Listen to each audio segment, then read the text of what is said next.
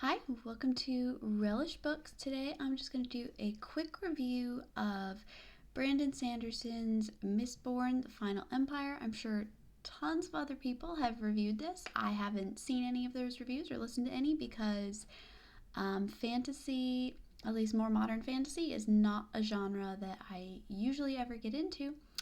Um, and it's definitely not a classic, but I thought I'd go ahead and do a review on here, just reviewing whatever it is that I've been reading. So I actually listened to this as an audiobook. Michael Kramer's the narrator, and I really like audiobooks for trying something new or trying something that I'm not sure that I'll like, because I will listen to them while I'm doing other stuff, and that way it doesn't feel like a time investment. And if I hate the book, it doesn't feel like I've wasted all these hours on it. Um, And I thought that I'd probably like it fine. I have been wanting to try more fantasy. It's the genre that my husband really likes, and he was like, well, you should try a Brandon Sanderson. So I gave it a try, and it definitely grew on me. I was pretty hesitant at first. The only other Brandon Sanderson thing I had tried to read was Tress of the Emerald Sea, which just came out, and it's like a special project thing or whatever. And my husband and I got it, and he was all excited about it, and he was like, maybe we should read it together. And I started it, and it is terrible. At least the first few chapters, I didn't get past that. The writing is so just mediocre. It's so bad. And so yeah, I was very turned off by that, but I like the sound of kind of some of the ideas of the Mistborn series, so I went ahead and gave it a try. So this is just book one. I'm not even sure how many books there are in it. I went ahead and got the second one before I canceled my Audible so that I would have it, because they're really long, and it's really nice to just have something to listen to when I'm doing stuff. So first of all, the narrator is super important if you are going to listen to audiobooks, and Michael Kramer did a really, really good job. I love that on Audible you can listen to all the little samples.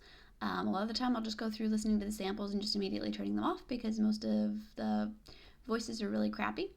But Michael Kramer's really good. His different voices are very impressive. It can be a little annoying how many different accents he does to differentiate between the characters, but at the same time it is very impressive the way he swaps between them all when he's doing all these conversations. So it's a really, really fun story, and I really ended up enjoying it. It took a while for me to get into it. It is very long, especially when you're just listening and you're just not sure about it. It seems long. But by the end, I was very, very gripped. The writing is not super wonderful, but it's not bad. It surprised me a lot, especially after having read a little bit of Tress. It was so much better than that. A couple critiques I would have are that it can be very repetitive, especially in the dialogue, or not in the dialogue, but there's a ton of internalization. So it's it's from different characters' perspectives in the third person. It swaps between these different characters' perspectives, but they're still in the third person. But then it reads you their thoughts constantly. And they'll just make comments in their thoughts. And that is annoying, and he relies very heavily on that when he wouldn't even need to. A lot of the stuff that he has them saying in their minds is very extra and unneeded, and it's very repetitive. They think the same things a lot, so that's annoying. That being said, though, the dialogue is pretty good. The characters are all really good. That was really the book's strong point, was some of the characters. There's the two main characters, Kelsier and Finn, who are both Mistborn, of course. I thought that his magic building too was really great. But anyway, the characters are really good, especially Kelsier. And normally, I feel like modern authors have such a hard time doing good female protagonists, but Vin was all right. I didn't mind her, and by the end, she had grown on me some. I thought she wasn't out endearing to me at all. I didn't love her or I feel a close connection with her, but I was at least invested in her story by the end.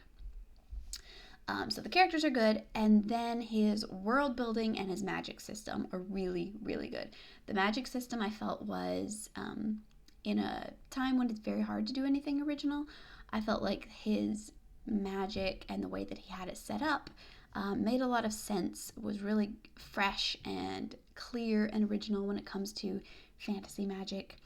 I guess this is considered more of a steampunk type of book, but if that's the genre that it is, I really like that genre. I like the feel of olden times, like fantasy otherworld, and yet more modern. It's hard to even describe how, in what ways it was modern. It was just a lot more, I guess, industry based. I don't know. I don't know. It didn't feel like that medieval fantasy. It really felt like a totally different world. Again, his world building was really good. I love how he doesn't overwhelm you with just like facts about the world, describing it. It's only really shown through the people's experience of it, but you can tell that there's a lot of weight underneath. Like he had, he had to straighten out his facts in his own minds just so that he could like reference these things normally. All the different lands, the different races of people. They feel very well done, while at the same time he isn't constantly describing it to you or pushing it on you. I thought that he did that super well, because that's the thing that I think a lot of fantasy authors can get carried away with. They build their huge worlds and then they have to like sit there just describing them to you and explaining them to you, and he did very good about just like incorporating that into the story, which is something that I really like and would be a main thing that I'd look for in any fantasy. And yeah, the magic, the allomancy and therochemy made sense. They were well broken down. It wasn't just like, oh, this person can suddenly do this thing or that thing. It was a very orderly, sort of scientifically in that world based kind of magic, and I appreciated that. And again, it felt different. This magic that's based on metals I thought was cool. And like alchemists will swallow metals and then burn them for their different powers. Thought that was neat. I thought it was well done. And again, really, it just comes down to, it's very long, but it's just a really fun story. Basically, it's a big, they're like a thieving crew, but instead of being thieves, they've decided to save the world instead, and basically bring down the corrupt and tyrannical government. So it's very like high stakes, like risk based type of plot, but it's really fun. It's really exciting. There's some good romance. There's good character relationship building. And again, by the end, in the final climax, I was really gripped. At that point, I basically was just listening to it when I didn't even have anything to do. I was just sitting there like trying to get through it. It was really great. The final showdown was very exciting. I will say, without trying not to spoil anything too much, because of one of the plot twists, which was a really good twist as far as story building goes, it kind of made me lose interest in reading any of the further books. I do have the second one, and I'm going to try it, but basically the most, if I can say this without giving stuff away, basically the most interesting part of the story for me was removed.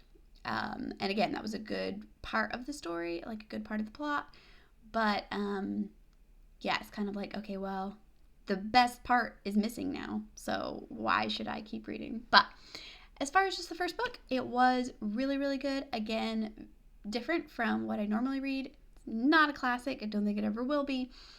I mean, maybe it'll be classics, like within the fantasy realm. But yeah, again, the writing wasn't great, but it was good enough to get by. And yeah, just really enjoyable. And yeah, I'm sure lots of other people have already talked about it, people who are way more into fantasy, but I think it's important to not be too snobby, to not snub other genres. Again, I don't care what genre I'm reading as long as it's good. As long as it's well done and has quality, I enjoy pretty much any genre. So those are my thoughts on the first Mistborn book. And yeah, thanks for listening. See you next time.